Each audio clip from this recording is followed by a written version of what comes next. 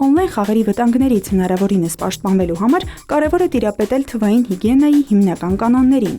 Օրինակ, խաղային տարբեր հարթակներում պետք չէ օգտագործել նույն գաղտնաբառը։ Յուրաքանչյուր խաղի համար անհրաժեշտ է ընտրել հուսալի գաղտնաբառ։ Չի կարելի սեղմել անծանոթ կամ կասկածելի հղումների վրա, դրանք կարող են կեղծ լինել եւ օգտագործվել հաշիվները գողանալու համար։ Խաղային հաշվի անվտանգության համար ցանկալի է միացնել երկփուլային վավերացում, որի դեպքում մուտքանուն եւ գաղտնաբառ ներմուծելուց հետո համակարգը կպահանջի հաստատման լրացուցիչ կոդ։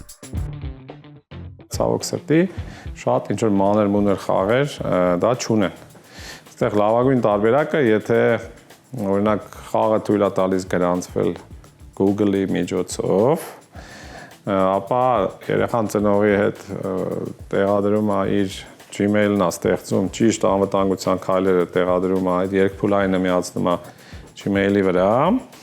հետո երեխան արդեն խաղ մտնում է Gmail-ով լրացուցիչ գաղտնաբառ բան այդ խաղի վրա չկա էլ, ու դա լավ տարբերակ է։